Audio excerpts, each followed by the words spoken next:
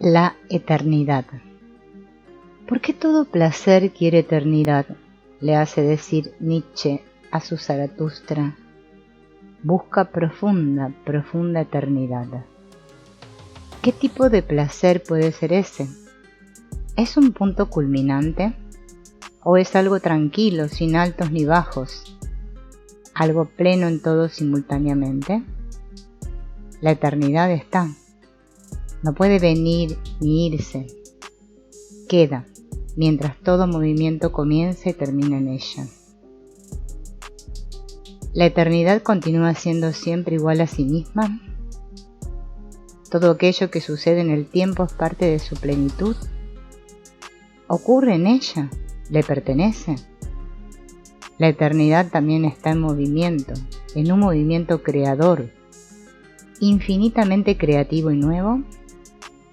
Nada de lo que con el tiempo pasa para la eternidad, así como nada comienza fuera de ella. ¿Qué es la eternidad?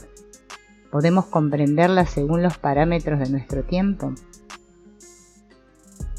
¿Podemos medirla siguiendo los parámetros de ella misma, solo que incrementada hasta el infinito?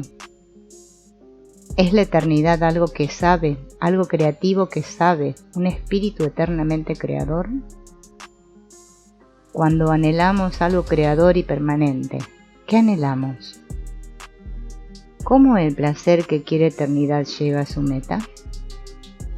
Se vuelve uno con el espíritu creador, del cual proviene, al cual va, en el cual queda. ¿Cómo ese placer se vuelve uno con él?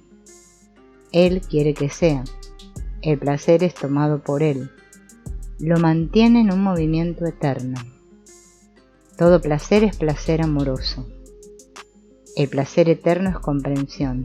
Es la comprensión de que ese espíritu está dirigido hacia nosotros y hacia todo con un amor creador que permanece. Cuando a ese amor nos rendimos con placer, nos volvemos uno con él, hasta el máximo, eternamente uno con amor.